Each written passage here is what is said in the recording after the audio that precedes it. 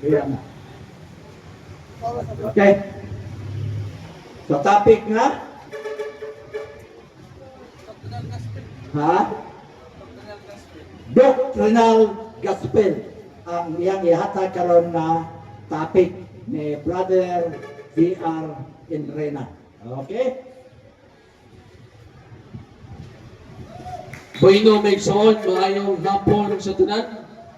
Sa mabot sa tong tigom, maayong hapon sa tanan. O ang grasya sa Dios, magawa ni matakta upan sa topic ni ato karong pagisgutan.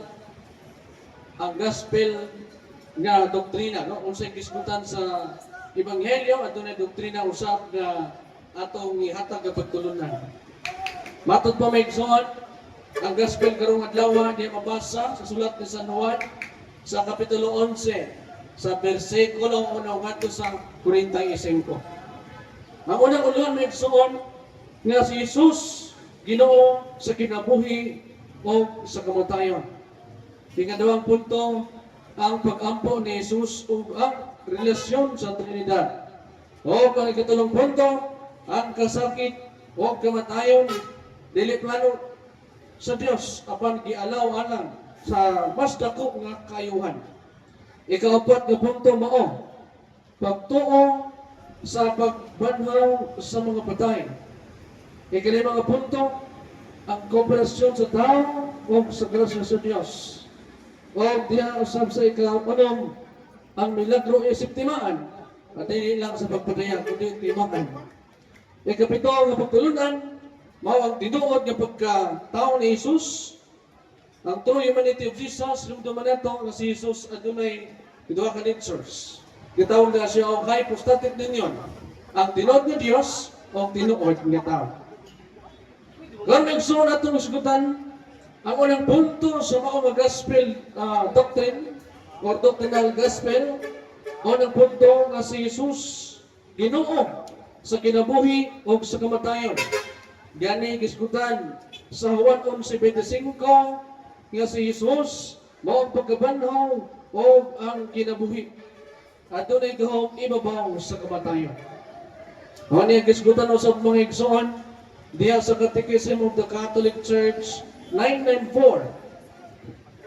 Ang Dios mao ang Ginoo sa kinabuhi. No? Ang Dios mao ang Ginoo sa kinabuhi. Gani gisgutan usab mga igsoon sa Catechism of the Catholic Church 1001, ang gahom sa Dios sa pagbanhaw sa lawas. Adunay gahom ang Dios sa pagbanhaw. But pasabot may igsoon kitang tanan nga nagatugang Kristo sa katapusang higayon sa itong kinabuhi. Uban sa grasya sa Dios kita pagabanhawan. Uban sa pagpumalandong igsoon. Ang mensahe sa mga pagtulunan, dili katapusan ang kamatayon sa Kristiyano. Hinuon kining kamatayon sa Kristiyano o sa kining pagsugod sa kadaugan. Kaya ang kamatayon sa mga nabalaan o sa kadaugan mo sa kung atong nabantayan nga atong mga igsuunan nga unang banaw o pila ka tuig nga karon ni agi adunay gi-canonize nga nahimong santos karon bag-o lang si kining Carlos Acutis, no? Ang millennial saint diin na proklamar si Santos. Wat pasabot ang kamatayon sa mga Kristohanon o sa kadaugan. Apan kung ikaw sumahadlok sa kamatayon, huwag makamukhaangkon sa kadaugan. Di na to ang ikadlukan ang kamatayon kung ang atong kaugalingon andam na sa pagdawat sa presensya sa mga Diyos na pagkinabuhi. Kaya nang gitawag mong espirituhan ang pagkinabuhi. Kalimtan nato kini mga budang nga kalimutanon o katong pilion ng budang nga ikalipay sa Dios ang pagdaig, pagsimba o pagpasalamat o paghatag og higayon alang man sa Dios ikalaigsoon. Kanya ikadawang punto may igsoon sa doctrinal gospel gisgutan karon sa ebanghelyo diha mismo may igsoon sa Juan 11:41 ngadto sa 42. Ang punto nga nagaingon ang pag-ampo ni Jesus o ang relasyon sa Trinidad. Misampit ang atong Ginoong Hesus ngadto sa amahan but pasabot adunay unang persona ang amahan o ikatulong persona mo si Jesus o ang gahom mo ang ikatulong persona ang balaang Espiritu Santo. Amahan Anak ug ang Espiritu Santo. Gipatay ko sa mong ebanghelyo nga doon nagitay one God in three distinct person. Gani may igsoon si Jesus nagampo sa amahan. Kini nagpadayag sa relasyon sa amahan ug sa anak. Wat pasabot kini nga higayon sa pagampo ni Jesus nagpakita nga siya pinadala. Nagpakita nga dunay amahan nga pagasampito. Gitudloan kita igsoon diha sa pagampo. O gani matud pa may igsoon sa Catechism of the Catholic Church 2599 ngadto sa 2600 ang pagampo ni Jesus gisgutan sa mao nga basahon. O gani sa Catechism of the Catholic Church 2664 ang pagampo sa diha sa simbahan nagaugat kang Kristo. O sa gani sa atong pagampo kinanglan nga atong i-address ang ngalan ni Kristo. Kiningtanan among gipahayo ipasalamatan, pinaagis sa ngalan ni Kristo. Kaya sa atong pagpangayon, pinaagis sa ngalan ni Kristo, ighatag ngayon sa Diyos nga magkagahom sa katanan. Biisan sa inyong pangayon, pinaagis sa ngalan ni Kristo, ihatag kini sa amahan ni Kristo nga tunga sa langit. Buot pasamping soon sa tanan itong pagampo, atong isanggit, diha sa ngalan ni Kristo, ang magkagahom ng ngalan. Diin, di pagkanaog din kalimutan. Ikatalong punto sa mga ebanghelyo sa Dr. Gospel, ang kasakit o kamatayon. Dili plano sa Dios apan gialaw alam sa mas dako nga kaayuhan. Tungod kay ang tanang mga tao kasagara hadlok man sa kamatayon. Apan kining mga gipili sa Dios nga gibalaan, way kadlok sa kamatayon. Tungod kay ang kamatayon usa ka kadaugan alang sa mga balaan o sa mga santos. Matud pa, masbutan ka na migsuon sa Juan 11:35. O gani may igsoon ang doktrina nagtudlo kanato nga ang kamatayon resulta sa sala. Ang usa ka tawo makasala na kinabuhi diha sa kangitngit o ka na kinabuhi diha sa kamatayon. Apan ang grasya sa Dios makabuhi kanato nga gikan man sa atong pagkamakasala ingon man sa pagkinabuhi ingon nga anas kamatayon. Apan gaso sa Dios nga kalimtan kining tanan o kita pasayloon nga gikan sa kamatayon nga nahimo na karon makabaton sa kahayag makabaton na sa kinabuhi gikan sa ngit-ngit ngadto sa kamatayon. O gani may igsoon kisgutan usab sa Catechism of the Catholic Church 1006 ngadto sa 1008 ang kamatayon ug ang sala kisgutan may igsoon. Tinuod kining kamatayon ug tinuod sa ang sala. Unya ang kamatayon maong bayad sa sala. Apan ko ng grasya, gikan sa itong pagkamakasala, na kita pasaylo na pasaylo kita, ang grasya kung batagay-day, kung magaloy ni Kristo, makabaton kita sa kinabuhi. Makabaton kita sa kinabuhi walang katapusan. O gani kisa ni Kristo, ang tanang mukaon, sa lawas ng dugo ni Kristo, makabaton sa kinabuhi walang katapusan. O kini mo ang tinuod ng pagkaon, nga itong kinagkaon, ang lawas ng dugo ni Kristo, panahon sa Santos, ngayong Kristiya. Walang grasya kaayo nga ang simbang Katoliko anaa sa grasya nga adunay pan nga tinuod nga pan ang lawas ni Kristo. Adunay ilimnon tinuod ni ilimnon ang dugo ni Kristo. Kaya na igsoon pagpubalan kamo. Gani mensahe sa mga punto igsoon nga ang tuyo sa Dios adunay tuyo ang Dios bisan sa kasakit. Kay gani kasakit o pagantos man ang nagian ni Kristo. Apan tuyo sa Dios nga makabaton kitang kalawasan. Tuyo sa Dios nga mahalad sa iyang kaugalingong kinabuhi alang kanimo kanako igsoon. Adunay katuyuan ng tanang pagkantos. Gani ang pagkantos ni Jesus usa ka pagtulunan nga kinigitudlo kanato nakitang tanan mag-antos siya igsoon. Bisan kung sa mga problema, wa kitay angay nga magbalibad sa Dios. Tungod kay si Kristo mismo, wala ni balibad sa pagsakubang sa mga pag-antos o kasakitan, pagdagmal sa mga Hudyo. Apan padayon lamang siya nga misalig sa nagsugod kaniya nga ang Dios nga mahan alang sa gugma o kita makabaton sa kalawasan. Mosay galing suon pagpumalendong. Apan kining tanan gigamit lamang sa Dios usa ka paagi alang sa kalawasan. Igaling suon gisgutan usab sa Catechism of the Catholic Church 3:11. God brings good out of evil. Bisan pa man sa mga makasasala o sa mga iwatong mga tao, ang Diyos pwede sa kalibutan, ang paghugas sa inyong kalibutan, o kuman nga gipagasan sa iyong hiling at dugo, ang kalibutan na ugasan na usap, igala usap, igala igsoon, usa kini panalangin nga atong naangkon bisan pa man karong mga orasa nagapaminaw ka sa pulong sa Ginoo. Maugasan ang imong nanguda, imong kasing-kasing o sa imo nagayon nga pagkakastuhanon, mahayagan ka higala igsoon. O may igsoon adunay ikaw pang gipunto nga itong pagkaisgutan, ang pagtuo sa pagkabanhaw sa mga batay.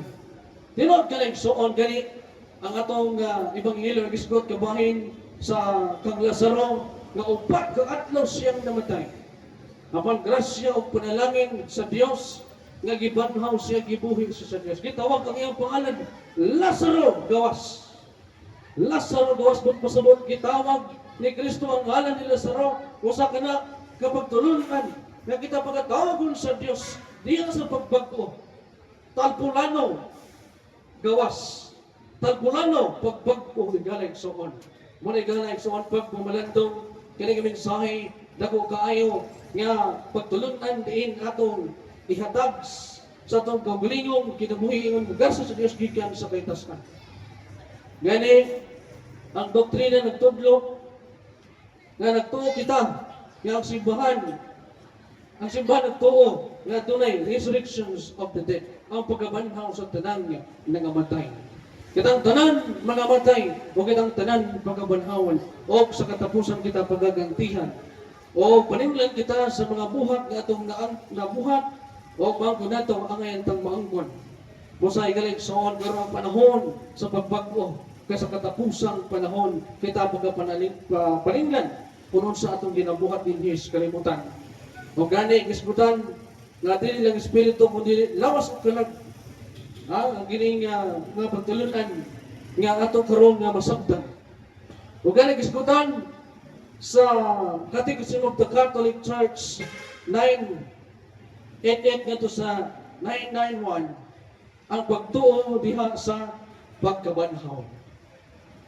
Ingon mo sa gisbutan sa Catechism of the Catholic Church dinha sa 1016 sa kamatayon maghulat ta sa pagkabanhaw. Kinanglan mamatay ang tao at siya pagkahukman. Nasgutan ka na sa Hebrew 9:7 nga human ang tao mamatay siya pagkahukman. Huwag ka na minsay kisgutan usap sa Catechism of the Catholic Church 1016 sa kamatayon maghulat ta sa pagkabanhaw. Natunay kinabuhi human ang kamatayon. Kung sa mga kinabuhi nga linuwas. Manigaling son, huwag kahadlok sa kamatayon, ang mga taong bilangan, tungkol kayo kamatayon, kadaugan sa mga santos. Ikinanong punto may son, ang kooperasyon sa tao sa Diyos, no? Ang kooperasyon sa tao o sa grasya sa Diyos. Ano na kayong relasyon kita ng mga tao diya sa Diyos? O pinagi sa simbahan, giumong kita, hinungdan nga nakaila kita o Diyos. Kooperasyon, huwag pasabot, at tunay buhat, at tunay kining contribution or implement way of kining gitawag og pagkakastuhanon, no? Kooperasyon sa tao o sa grasya sa Dios. Gani gisgutan sa Juan 11:39 nga kuhaon ang bato nga nakaatang wat pasabot waon nato ang mga sala nga nakababag sa atong pagkakastuhanon. Ang doktrina nagtudlo ang grasya sa Dios na kinanglan o response sa tao. Kinanglan nga gusto kita nato na response. Magigad ka nato kung gusto kita maayaw, kinanglan atong kaugalingong pagbuhat. Ang gusto kita maayaw man sa grasya sa Dios. Adunay works, post. Adunay force. Manigaling soon pag bumalendong ang grasya sa Dios na kinanglan o response sa tao. Kinangtanan, mutubag diya sa Dios. Kung gitawag kita sa Dios, at doon response nato sa pagtubag sa tawag, labi na sa pagpangalagad o paghatag kong higayon alang man sa Ginoo. Yan ay kasgutan sa Catechism of the Catholic Church 2008 ang kooperasyon sa grasya. No? Ang kooperasyon ba sa grasya? Kining pagtubag sa tawag, usa kini kapaagi nga magkinabuhi kita uban sa grasya. Kay grasya nga nianhi dinhi si Brodante, grasya nga nianhi dinhi si Tatay Miranda, grasya nga nianhi dinhi si Brother Ruli. Wasa kini ka grasya sa pagpahalagan. Muna galing suon pagpumrento mo sa kagrasya naman ni si Brother Jar alang sa pagwali sa mayong balita o paglawas kanatong tanan galing suon. Anya matod ba sa Katekismo of the Catholic Church 155 ang pagtuo kinahanglan og aktibo ta. Makita nato ang atong pagtuo kung aktibo ta sa simbahan. Muna galing suon gidasig ang tanan sa paghatag ngayon nga mo aktibo kita sa simbahan ilabi na sa PCC, ilabi na sa mga seminars, ingon man sa mga bulhaton sa simbahan. Ang paghatag og pahina higayon oras alang man sa Ginoo. O gani ang minsay may igsoon sa mga pagtulunan nga aduna kitay parte, no? Naay part ang tao sa milagro sa Dios. Kitang tanan adunay parte sa milagro sa Dios. Kung kita man po ang naginanglan sa milagro nagikan sa kahitasan. Anong nga punto sa doktrina nga itong pagkasgutan karon mao ang milagro o isitimaan, dili pagpanayag, dili kining show lang ba? Muna galing so ang milagro o sa katimaan. Nagisgutan din na sa Juan 11:4. Gani ang doktrina nagtudlo mga igsoon. Ang milagro para sa pagtuo o himaya sa Dios.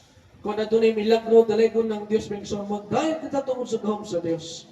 Kay mahimaya ang Dios tungod sa iyang pagkamaayo o gahom nga igipakita ilabi na kang Lazaro nga gibanhaw. Gani si Lazaro napatay na siya upat ka adlaw. Apan gibanhaw sa Dios, grasya gahom sa Dios kinigsoan. Milagro kinigsoan. Gani nagisgot ang Catechism diya sa 548 miracles strengthen faith. But pasabot ang milagro nagalikon sa pagtuo. Kay kung ang tao nakakita sa milagro sa Dios ay pamutuo. Apan bulahan ang tao nga bisan wa makakita sa milagro mituo sa Dios. Ug nagalagad ngadto sa buluhaton sa Dios. Di na tuhulaton nga doon pa'y milagro igsoon. Di na tuhulaton nga doon pa'y milagro nga makita nato at sa kita magatuo sa pulong sa Dios.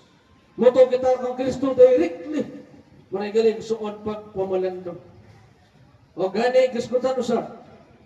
Nga, kailangan kita mag-aktibo sa simbahan, aron nga kita magkita usap sa milagro.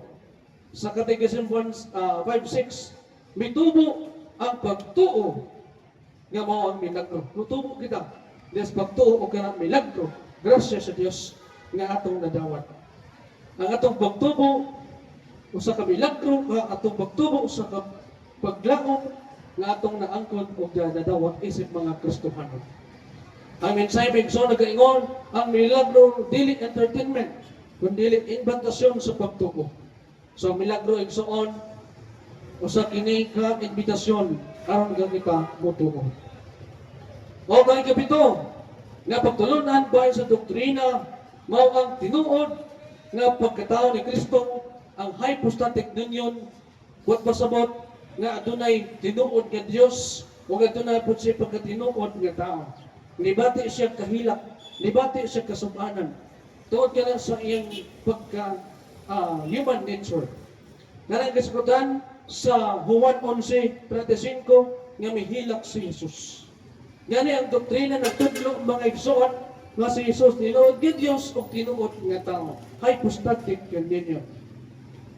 Gani, giskutan sa Catechism of the Catholic Church 470, human emotion nga naa kang Jesus, human emotion. Gani, giskutan sa Catechism of the Catholic Church 464, true God and true man. So, tinuod siya nga God o tinuod siya nga tao. Sa mensahe nga bayan sa pagkatao ni Kristo, sa pagka-Diyos, nasabtan nga si Jesus mo ang kasakit, ang imong kasakit. No? Nasabtan ni Jesus ang imong kasakit. Nasabtan ni Kristo ang itong kasing-kasing. Nasabtan ni Kristo ang itong hunahuna. Ingon man sa itong mga pag-antos o kasakitan sa kinabuhi. O ang Diyos mong iluyon man, huwag kita niya gigang sa kitnit, paingon na dito sa kahayag o nagabaton kita sa kinabuhi, niya walay katapusan. Yan sa lang bahin, ang kamatayan dili katapusan. Apan kini mao ang paglaom sa kinabuhi. Kinabuhi nga dayon.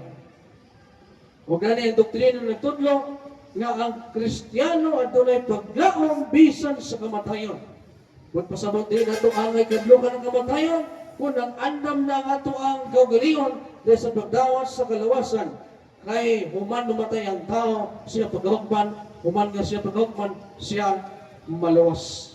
O depende sa desisyon sa kalangitan kung may perno ba o maluwas. Muna igalig sa kung malandong, piliyon ta ang langit, aron kita makabaton sa pagdawat sa gingaringan. Gani kisgutan usap sa Catechism 1020, Christian death has a meaning.